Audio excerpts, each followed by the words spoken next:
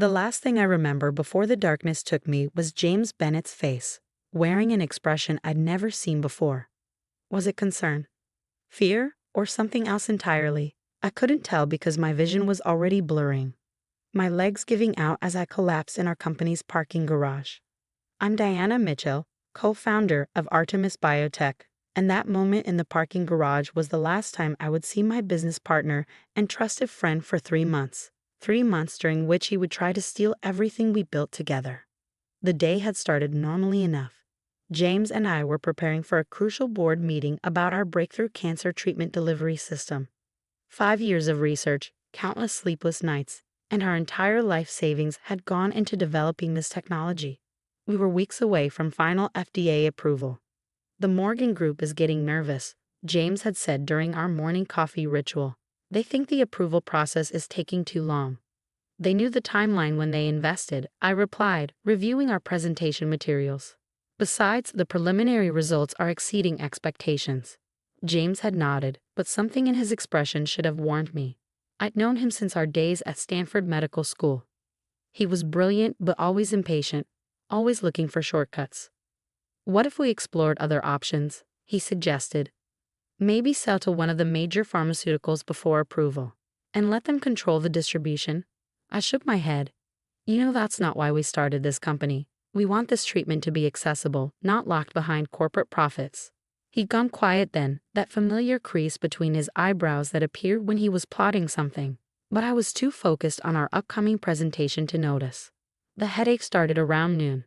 By 2, my vision was blurring. By 4, as I walked to my car to get my backup presentation materials, everything went black. I woke up 3 months later in the intensive care unit at Seattle General, a rare brain aneurysm, they told me. I'd been in a coma for 12 weeks. But as I lay there, trying to piece together what had happened, something felt wrong. Your business partner visited a few times, the nurse mentioned casually. In the beginning, said you've been under a lot of stress with the company. I tried to reach for my phone, but my muscles were too weak from months of inactivity. Can you look up Artemis Biotech for me, please? The nurse pulled out her phone, and I watched her face change as she read. Oh, it says here the company was acquired by Bennett Pharmaceuticals 3 months ago. The founder, James Bennett, consolidated ownership after his partner, after you apparently resigned due to health concerns. The monitors tracking my heart rate spiked. Resigned? Consolidated ownership? My mind raced back to our last conversation, to the thumb drive I always wore on a chain around my neck. The one that contained recordings of all our major meetings, a habit I developed after losing crucial notes years ago. My necklace, I croaked. From my personal effects. Please. The nurse found it in the hospital safe, along with my other belongings. With shaking hands, I clutched the small drive. James didn't know about this. He couldn't know that I recorded everything, including our last conversation of selling the company. But I was too weak to do anything about it yet. The doctors said I needed at least 2 more weeks of recovery before they'd release me. 2 weeks during which I had to pretend to be more incapacitated than I was, because I knew James would be watching. I was right. He visited the next day, all concerned smiles and gentle condolences. Diana, thank God you're awake, he said, sitting beside my bed. We were all so worried. I feigned greater weakness than I felt, keeping my eyes half closed. The company, what happened? Don't worry about that now, he soothed. Focus on getting better. I had to make some hard decisions while you were unavailable. But it was all for the best. Through my half-closed eyes, I saw that expression again, the one from the parking garage. Now I recognized it, calculation. The treatment, I whispered, is being developed on schedule, he assured me. Under proper corporate oversight now, Bennett Pharmaceuticals has the resources to bring it to market efficiently. Translation. They would control the pricing, the distribution, everything we have fought to prevent. You should rest, he said, standing. I'll have the lawyers send over some paperwork for you to sign once you're stronger. Just finalizing the transfer of your shares, making everything official. I let my eyes close fully, listening to his footsteps retreat. In my hand, hidden under the blanket, I clutched the thumb drive containing his true intentions. That night, using the nurse's phone, I sent a text to Maria Santos, my old friend from law school. Need help. Hospital. Come alone. Tell no one. Maria arrived the next morning, her lawyer face on until she saw me. Then she burst into tears. "My God, Diana, we thought you were dying," James told everyone. "I bet he did," I said grimly. "Listen carefully. I need you to do something for me, and no one can know, especially not James." I handed her the thumb drive and whispered my instructions. Her eyes widened as she listened. "He really didn't know you record everything?" she asked. "A habit he used to tease me about," I smiled weakly. "Called me paranoid for keeping such detailed records." "How long have you been doing this?" "Since the day we founded Artemis.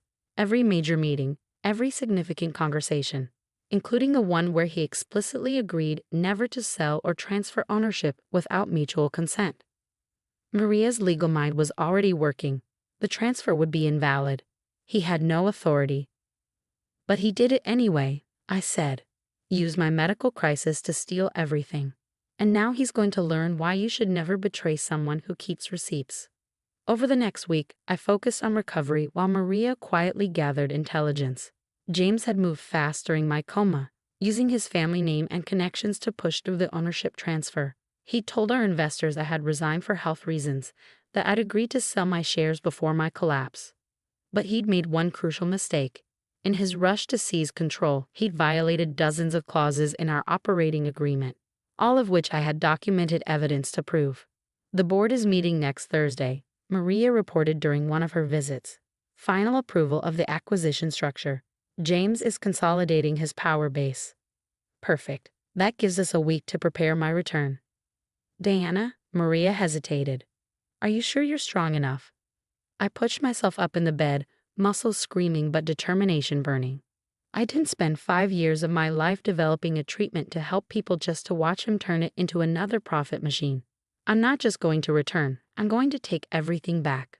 She nodded, understanding the look in my eyes. "I'll set everything in motion. Just promise me one thing." "What?" "When you walk into that boardroom, make sure I'm there to see his face." I smiled, feeling stronger by the minute. "Oh, don't worry. Everyone's going to want to see his face when he realizes what I've got on that thumb drive." James had no idea what was coming. He thought he'd stolen my company while I was fighting for my life. He was about to learn that some battles don't end just because one side is temporarily down.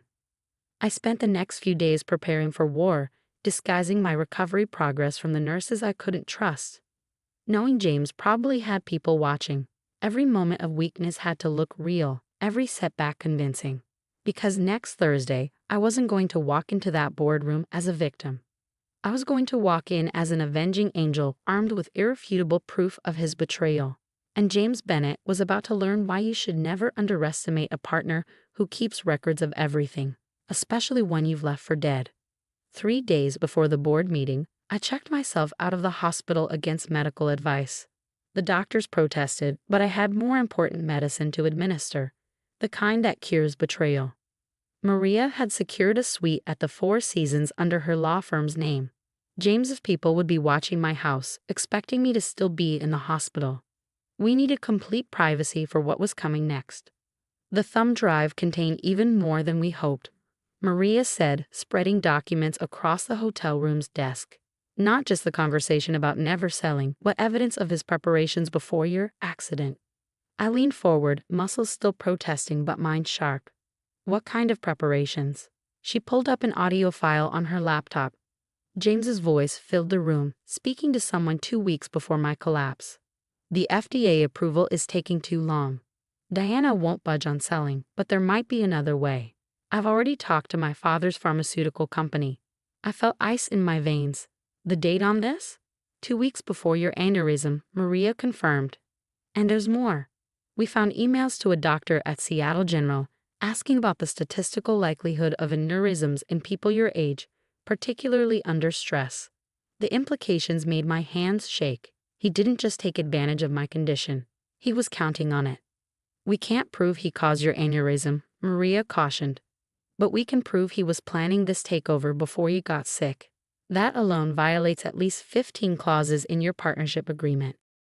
My phone buzzed. A text from Sarah Wong, our former head of research who had quit the day after James announced the acquisition. "Boss, please tell me you're really alive and fighting back. The new protocols they're implementing. They're changing everything we built. I responded quickly. Very much alive. How would you like your old job back? Her reply was instant. When and where? I've got dozens of emails documenting the changes they're making to the treatment protocols. They're going to price it out of reach for most patients. Exactly what we had fought to prevent. I forwarded her message to Maria. Another witness. Maria nodded. But we need more. The board members who approved the transfer. They were lied to. I finished. And I bet James didn't keep very good records of those lies. A knock at the door made us both freeze. Maria checked the security camera we'd installed. It was Michael Chen, our former CFO, looking nervous. I heard rumors, he said when we let him in. That you were awake, that something big was coming. He looked at me. I saved copies of everything, Diana. All the financial records from before he pushed me out. I smiled. Tell me, Michael, did James follow proper procedures when he transferred the company assets? Michael's answering grin was vicious. Not even close. I've got proof of at least 3 major violations of SEC regulations. Been keeping them safe, waiting for this moment. The pieces were falling into place. Over the next 2 days, more former employees reached out. Each had saved evidence, each had witnessed James's betrayal, and each was eager to help take him down. But our biggest ally came from an unexpected source. Ms. Mitchell. The voice on the phone was elderly, dignified. This is Margaret Bennett, James's mother. I sat up straighter. Margaret Bennett was a legend in biotech circles, though she'd retired years ago. I've been watching what my son did to you, she continued. It's despicable. His father and I taught him better than this. A pause. I have documents you might find interesting. Board meeting minutes that contradict James's version of events. Why help me? I had to ask. Because I believe in what you and James originally set out to do, she replied. Making treatments accessible, not just profitable. He's lost his way. Perhaps it's time for a reminder of what matters. The morning before the board meeting, I stood in front of the mirror in my hotel suite, practicing standing without showing weakness. My body was still recovering, but I couldn't let them see that. Maria burst in, waving her phone. You need to see this. James just sent a press release to the major news outlets. He's announcing Bennett Pharmaceuticals' complete acquisition of Artemis Biotech, claiming you've signed off on everything. Perfect, I smiled. He's just made this much easier. How? Because announcing an acquisition based on fraudulent documents, that's not just a contract violation, that's securities fraud. We spent the final hours preparing everything. Every document, every recording, every piece of evidence carefully organized. The thumb drive's contents backed up in multiple secure locations. At 6 p.m., my phone buzzed with a text from James himself. Heard you checked out of the hospital. Hope you're feeling better. The paperwork for your share transfer is ready whenever you're up for it. I showed Maria the message. Should I respond? She grinned. No need. He'll be seeing you soon enough. That night, I could barely sleep, my mind racing with what was to come. I remembered all the late nights James and I had spent in the lab, dreaming of how our treatment would help people. How had he gone from that idealistic researcher to someone who would betray everything we built? At dawn, I received another unexpected call, this time from Robert Morgan of the Morgan Group, our biggest investor. Just wanted you to know, he said without preamble, we never believed you'd voluntarily walk away. We've been waiting, watching. Tomorrow's board meeting should be interesting. I smiled. You have no idea. Maria arrived early, carrying a garment bag. If we're going to war, we're doing it in style. Inside was a perfectly tailored black suit that made me look less like a recovering patient and more like an avenging CEO. My phone kept buzzing with messages from other employees, investors, even competitors who had heard rumors of my return. Each one added another piece to the puzzle of James's betrayal, another witness to his lies. At 8 a.m., Maria's associate confirmed that James had arrived at the office, looking confident and relaxed as he prepared for what he thought would be a routine board meeting. He just sent out the agenda, the associate reported. First item: finalizing the acquisition and your removal from all corporate documents. I checked my appearance one final time. The woman in the mirror looked powerful, unstoppable. No trace of the hospital patient remained. Ready? Maria asked, holding up the thumb drive that would destroy James's carefully constructed house of lies. I took it, feeling its weight, not just physical, but moral. This small piece of technology contained not just recordings, but the truth about betrayal, about corruption, about the difference between power and right. "The car's waiting," Maria said. "Everyone's in position." I nodded, thinking of James sitting in that boardroom, probably rehearsing how he would announce my official removal from the company we had built together. He had no idea what was coming.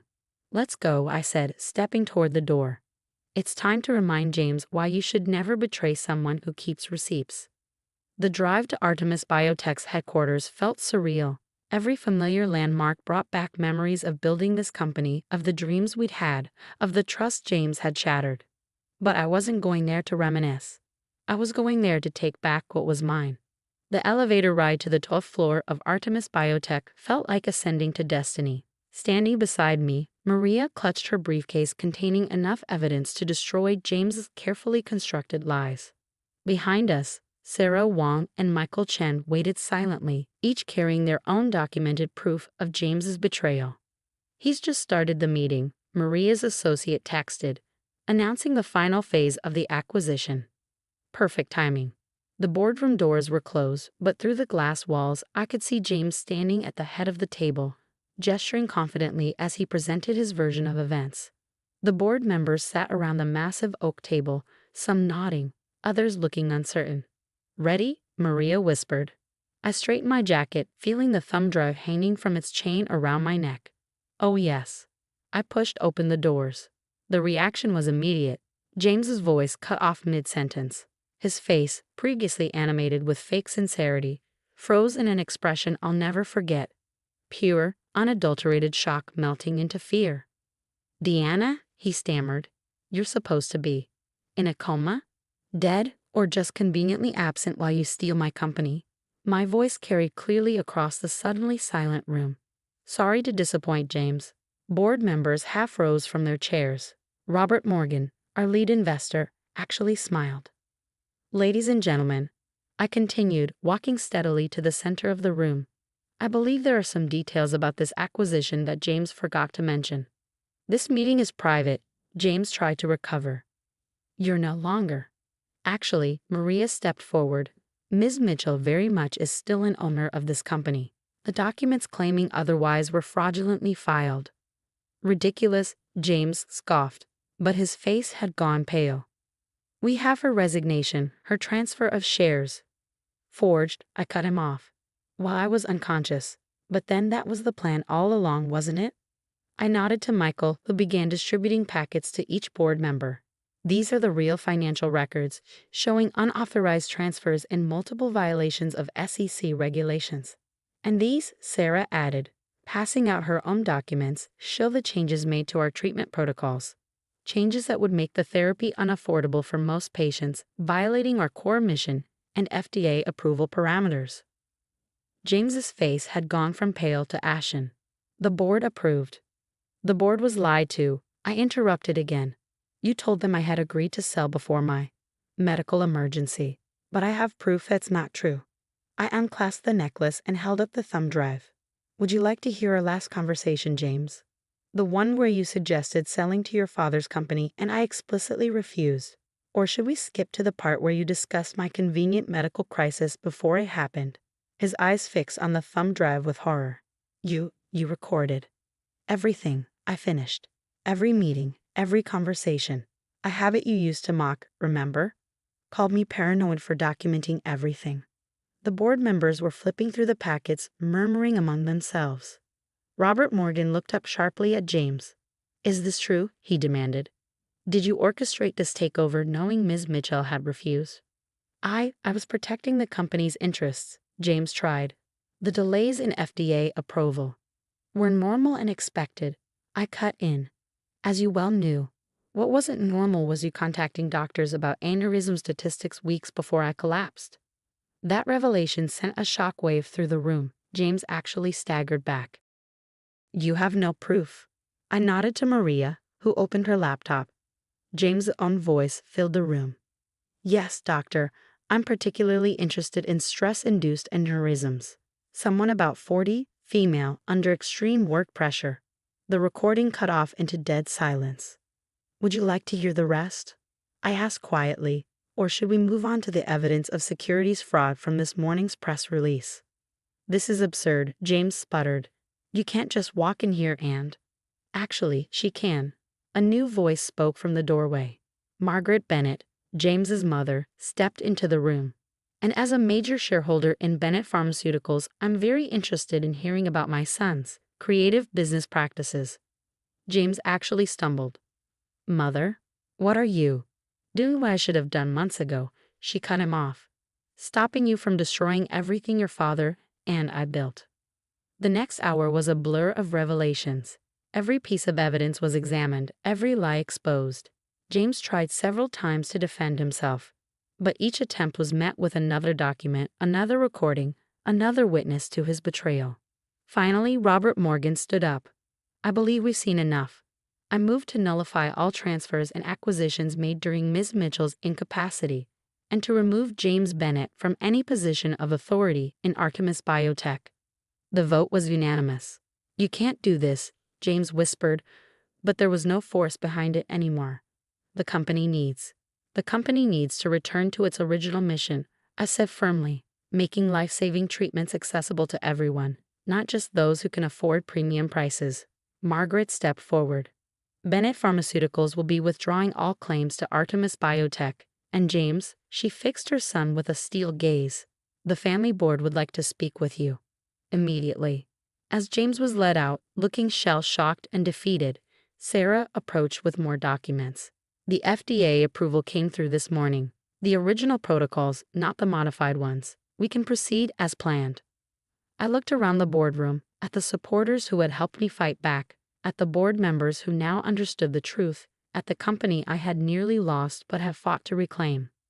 Ms. Mitchell, Robert Morgan approached. The board would like to officially reinstate you as CEO, with full control over company direction, assuming you're well enough. I smiled, thinking of all those hours in the hospital planning this moment. Oh, I'm well enough. We have a lot of work to do. In the weeks that followed, the story of James' attempted takeover became a cautionary tale in business circles.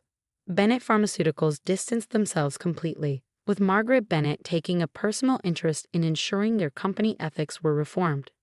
James, stripped of his positions in both companies, was last seen booking a flight to some remote destination.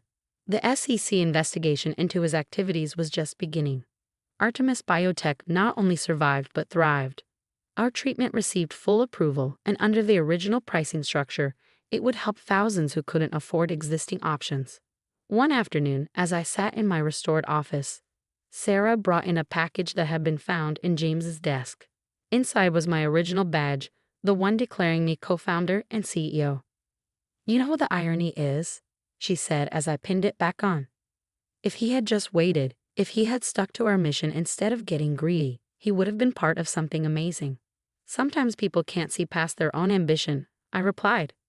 But that's why we keep records, to remind everyone of the truth. I touched the thumb drive, now mounted in a frame on my wall alongside a news article about our FDA approval. It served as a reminder that sometimes the best defense isn't just being right, it's being able to prove it. Maria stopped by later with a final report. All legal challenges had been dismissed, our patents were secure, and James' attempts to claim any ownership had been permanently blocked. Want to know the best part? She grinned. Every time he tries to start a new venture, potential investors find the records of what he did here. Turns out, trying to steal a company from your partner while she's in a coma is bad for your business reputation. I looked out my office window at the Seattle skyline, thinking of all the patients who would now have access to our treatment. The company wasn't just saved, it was stronger, more focused on its mission than ever.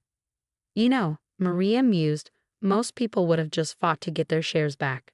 But you did more. You exposed the whole scheme, protected the mission, saved the science. Because it was never just about ownership, I replied. It was about doing what's right. And now everyone knows exactly how far some people will go to do what's wrong. That evening, as I prepared to leave, I passed the research lab where James and I had first developed our breakthrough. The lights were on, and through the glass, I could see Sarah and her team working late, dedicated to the mission we'd started years ago. I touched the frame holding the thumb drive one last time. Sometimes the best revenge isn't just exposing a betrayal, it's showing everyone that the truth always finds a way to surface. James had tried to bury me, not realizing that I had planted seeds of truth that would grow into his downfall. He thought my medical crisis was his opportunity, never suspecting that his own words would be his undoing. The company flourished, the treatment helped thousands, and the story of how careful documentation defeated corporate greed became a legend in the biotech world. And every time someone new toured our offices, they would see that framed thumb drive and learn the most important lesson in business. Never betray someone who keeps records of everything, especially when they're fighting to protect something bigger than themselves.